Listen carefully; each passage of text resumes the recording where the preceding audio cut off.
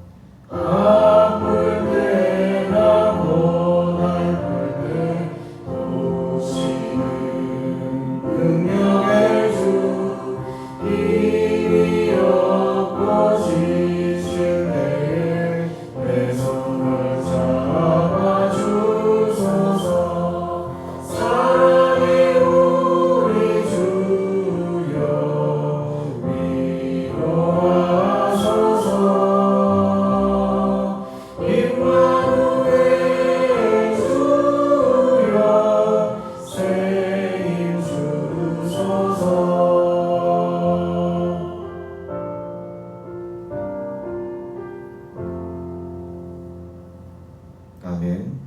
오늘 우리에게 주신 하나님의 말씀은 욥기 4장입니다.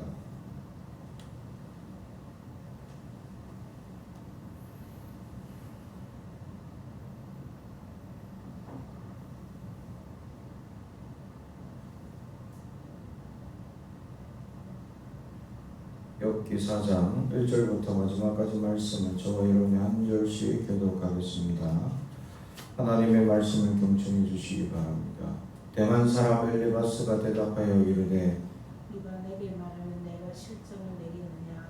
참고 말하지 아니하겠느냐? 보라, 전에 내가 여러 사람을 훈계하였고 손이 늘어진 자를 강하게 하였고 넘어지는 사람을 말로 붙들어 주었고 무릎이 약한 자를 강하게 하였거늘 이제 이 일에 내가 이름에 내가 힘들어하고 이 일이 내게 닥치며 내가 놀라는구나. 내 경외함이 내 자랑이 아니냐? 내 소망이 내 온전한 길이 아니냐? 생각하여 보라. 죄 없이 망한 자가 누구인가? 정직한 자의 끊어짐이 어디인가? 내가 보건대 악을 알고 독을 뿌리는 자는 그대로 거두나니 다 하나님의 이 가운데에 멸망하고 그의 국김에 사라지느니라. 사자의 우는 소리와 들리는 사자의 소리가 덮치고 어린 사자의 이가 부러지며 사자는 사냥한 것이 없어 죽어가고 암사자의 새끼는 흩어지느니라.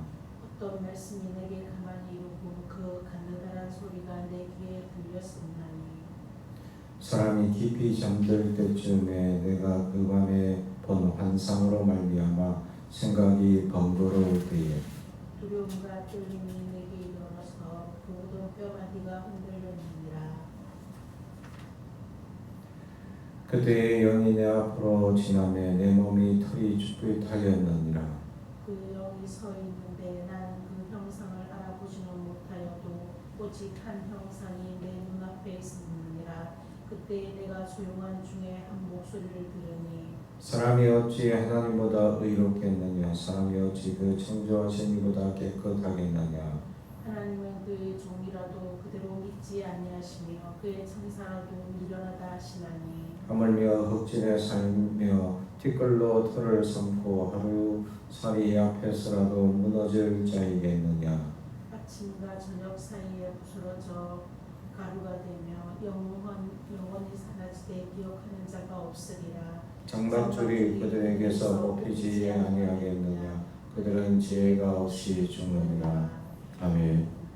오늘도 하나님의 크신 은혜가 넘치길 주님의 이름으로 축복합니다. 오늘 욥기 4장 1장 2장에서는 이 2장에서 친구들이 찾아와서 아무 말도 하지 못했던, 그래서 같이 그냥 있어주고 일주일 동안 같이 슬퍼하던 것이 그들이 최고의 위로였죠.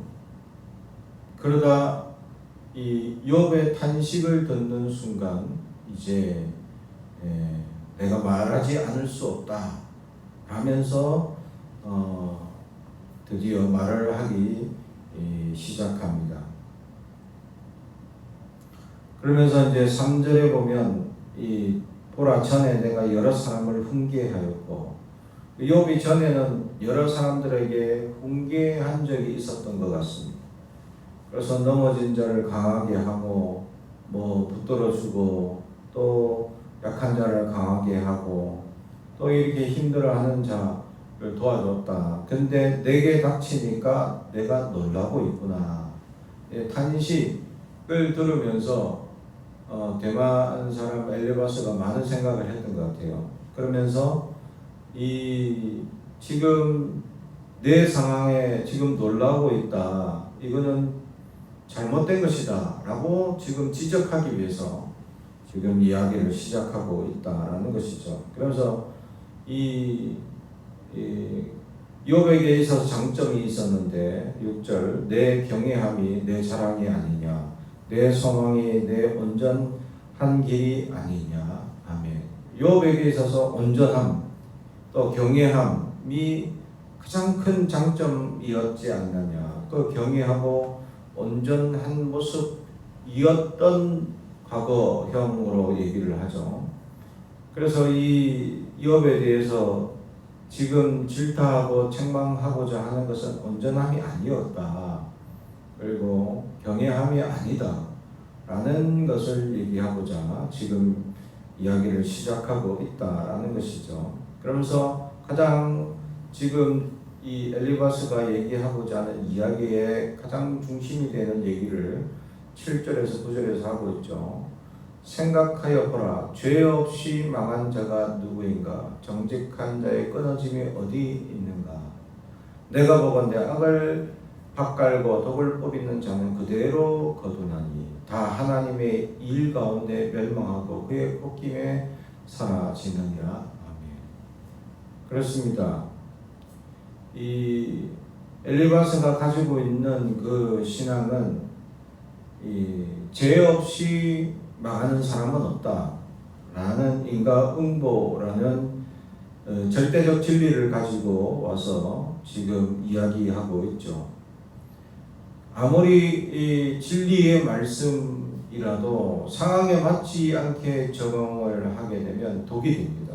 지금 욥에는 이런 상황이 아니죠. 죄로 인한 지금 고난이 아니다라는 것이죠. 그런데 엘리바스는 진리를 가져옵니다. 그것이 죄 없이 망하는 자 없다. 이게 사실 진리입니다. 로마서에도 의인은 없나니 하나도 없다라고 얘기하고, 이것은 성경 전체에 흐르는 진리이죠. 그러나 이 진리를 그대로 적용하면 안 된다라는 것이죠. 사실 이 진리를 적용하는 경우에는 우리 대부분의 신앙에 다 적용이 됩니다. 이 인과응보에는 적용이 안 되는 신앙이 없습니다. 대부분 거의 99%라고 할 정도로 대부분의 신앙인들은 자신들의 당하는 고난이 인과응보의 당연한 결과이다라는 것이죠. 그러나 단 1% 안에 두 가지 상황이 있는데, 한 가지는 욥과 같은 알 수 없는, 정말 까닭없는 이유에 의한 고난이다라는 것이죠. 그러니까 하나님과 이 사탄의 이 탁상공난으로 일어난 이 사건을 하나님이 욥에게 얘기해 주지 않으니까 이건 알 수 없는 고난이죠. 인간의 입장에서는 아무것도 알 수 없습니다. 갑자기 느닷없이 당하는 고통이죠. 그래서 이거는 어떤 대답을 들을 수 있거나 또 어떤 역사도 들을 수 없는 그런 말씀입니다. 그래서 이유 없는 고난이죠. 그리고 두 번째는 하나님에 의한 어떤 계획을 이루기 위한 역사이다라는 거죠. 근데 이것은 겨우 1%에 해당하는 상황이에요. 나머지 99%는 대부분의 인과응보에 해당합니다.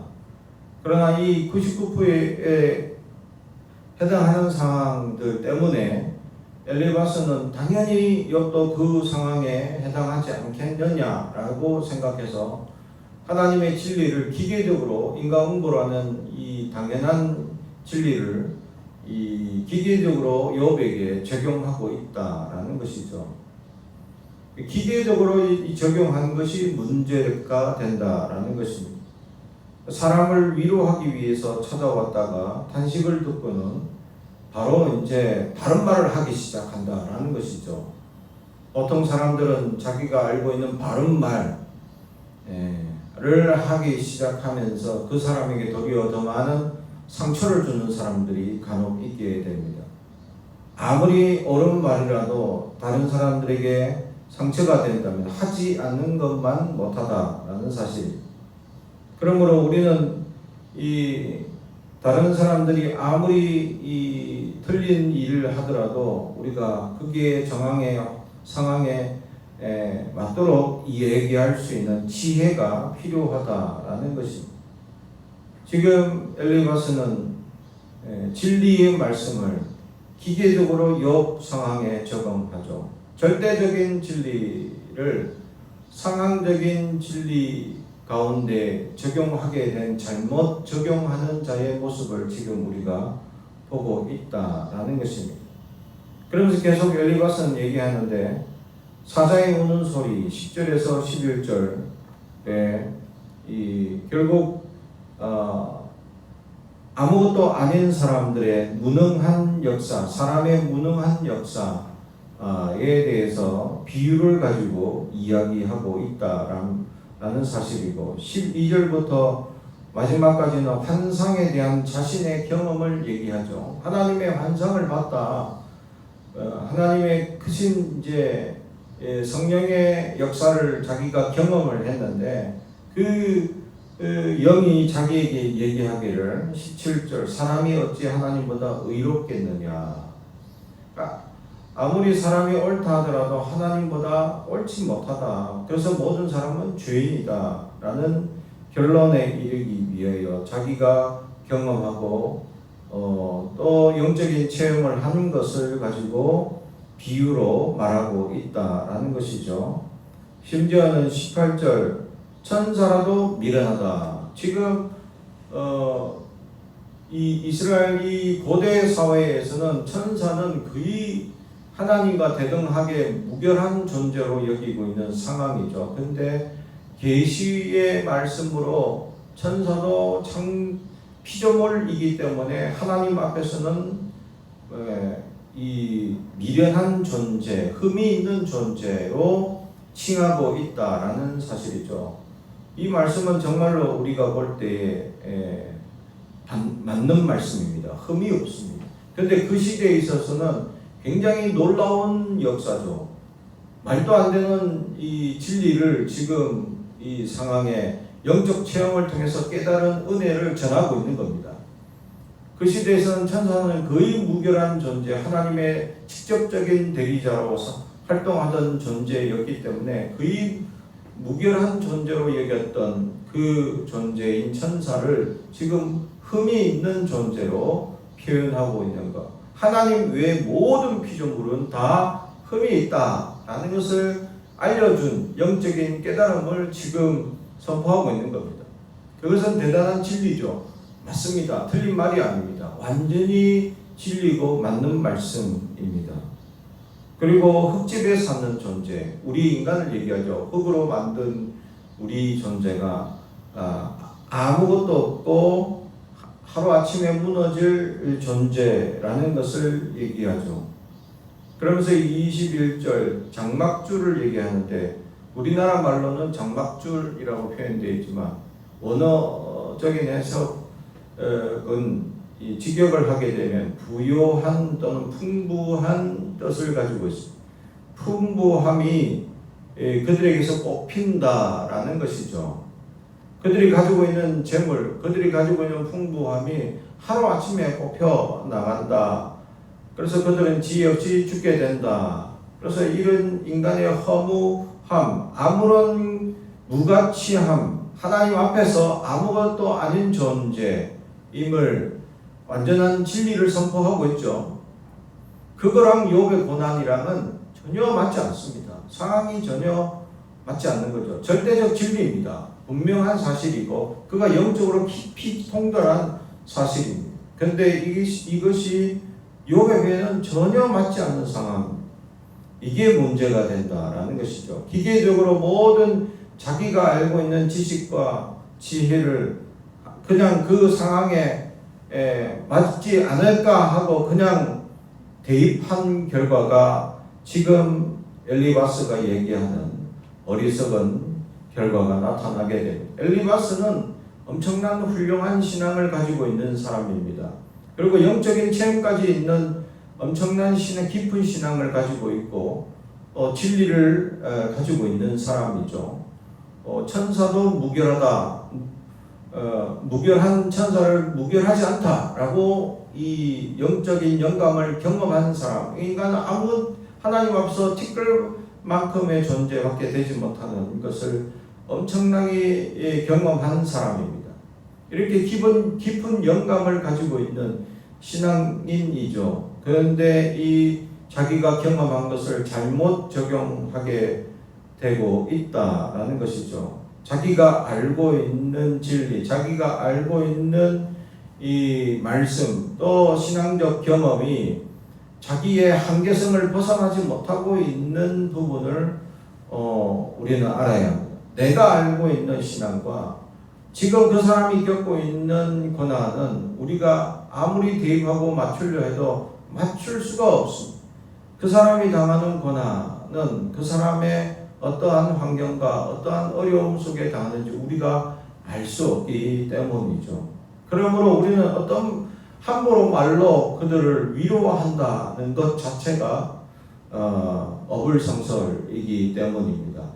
그러므로 일주일 동안 같이 통회하고 같이 눈물을 흘리는 그것만 계속 했다면 차라리 이 세 친구는 엄청난 위로를 전달해 준 사람으로 남겠지만 탄식의 시작을 듣고 난 다음부터 그들은 생각을 잘못 고쳐 잡게 됩니다. 그들이 경험했고 그들을 알고 있는 신앙, 그것은 정확하고 확실한 신앙입니다. 하지만 욥의 상황은 그 99%의 상황이 아니라 단 벗어난 1%의 상황, 전혀 대입하기에 맞지 않는 상황, 절대적인 진리를 상황적인 진리로 대입하는 잘못된 결과로 일어나는 이 역사를 보여주죠. 욥이 당하는 고난은 특수성을 전혀 고려하지 않은 상황에 대입하는 관계가 얼마나 무지하냐. 이 엘리바스의 이야기를 나중에 42장에 가서 하나님은 틀렸다라고 나중에 지적합니다. 이처럼 엘리바스는 진리를 말했지만 결국 대입을 잘못해서 틀림을 당하고 있었다. 아무리 맞는 말을 틀린 상황에 적용하게 되면 그 상황이 맞지 않으므로 틀렸다라고 지적을 받을 수 있다라는 것이죠. 많은 사람들은 자신이 옳다라는 것을 가지고 다른 사람들을 비방하거나 단죄하거나 정죄하는 일이 많습니다. 자기가 옳다라는 것은 맞지만 단죄와 정죄와 심판은 사람이 해야 될 영역이 아닙니다. 그것은 하나님이 해야 될 영역이죠. 그렇습니다. 우리는 위로하는 존재이지 단죄나 정죄나 심판은 하나님께 맡겨야 한다라는 사실이죠. 그런데 우리가 그 사람을 평가하고 폄하하고 그 사람을 단죄하고 정죄합니다. 우리가 해야 될 것은 그 사람을 위하여 기도하고 긍휼을 베풀어 혹 잘못이 있으면 하나님께서 지켜주시고 보호하시고 돌이킬 수 있도록 도와달라고 기도하는 게 우리 사람의 도리 또 최선이다라는 것이죠. 단죄와 정죄 심판은 하나님 앞에 달려 있다라는 것이죠. 우리가 아무리 옳은 걸 가지고 그 사람에게 얘기하더라도 그것은 그 사람의 적용이 되지 않을 수 있기 때문입니다. 그러므로 우리는 조심스럽게 다가갈 필요가 있다라는 것이죠. 또한 우리는 정죄와 심판의 권리가 있는 것이 아닙니다. 그러므로 우리는 위로하고 격려하고 세워주고 그가 잘못되었다면 하나님께서 그를 올바로 잡아달라고 기도하는 것이 우리의 특권일 뿐입니다. 그 외의 것은 죄가 될 수 있기 때문입니다. 그러면 내가 옳은 것을 얘기한다고 또 내가 가지고 있는 이 하나님의 이 진리와 내 신앙을 다른 사람의 상황에 적용하게 된다면 이거는 잘못된 우를 범하게 된다라는 사실을 오늘 성경은 우리에게 보여주고 있다라는 것이죠. 이처럼 하나님의 섭리를 알 수가 없는 인간이 이 모든 섭리에 끼워 맞추어서 이렇지 않겠냐라고 결론지어서 이 결론적으로 이 욥의 죄악을 또 욥이 죄를 지었다라고 판단하고 정죄하고 심판하고 있는 엘리바스의 우를 우리가 보고 있다라는 것입니다.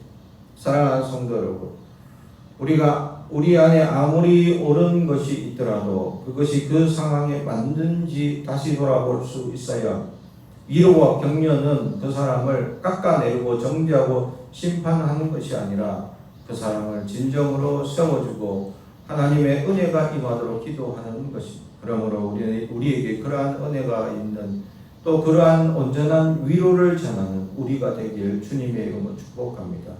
기도하겠습니다. 사랑과 은총이 가득하신 아버지 하나님 감사합니다. 오늘도 우리에게 말씀을 주시고 이 말씀으로 우리가 살아가게 하옵소서. 우리가 알고 있는 진리, 우리가 알고 있는 하나님의 역사, 우리의 경험으로 경험한 하나님의 놀라운 은혜가 모든 상황에 맞지 않을 수 있다라는 것을 오늘 성경은 보여주고 있습니다. 우리가 늘 행하던 잘못된 모습들을 엘리바스가 대신하고 있는 것을 보게 됩니다. 자신의 신념이 옳다고, 자신이 알고 있는 신앙이 바르다고, 저 사람의 자신이 생각하는 그 결과가 그대로 이루어진 것이라고 이야기하는 우를 범하는 모습, 우리 안에 일어나지 말게 하시고 하나님 그 사람을 온전히 바라보고 축복하며 세워나가는 하나님의 사람들 되게 하옵소서. 예수님 이름으로 기도하옵나이다. 아멘. 하늘에 계신 우리 아버지 이름을 거룩하게 하시며 아버지의 나라가 오게 하시며 아버지의 뜻이 하늘에서와 같이 땅에서도 이루어지게 하소서. 오늘 우리에게 일용할 양식을 주시고 우리가 우리에게 잘못한 사람을 용서하여 준 것 같이 우리 죄를 용서하여 주시고 우리를 시험에 빠지지 않게 하시고 악에서 도와소서. 나라와 권능과 영광이 영원히 아버지의 것입니다. 아멘.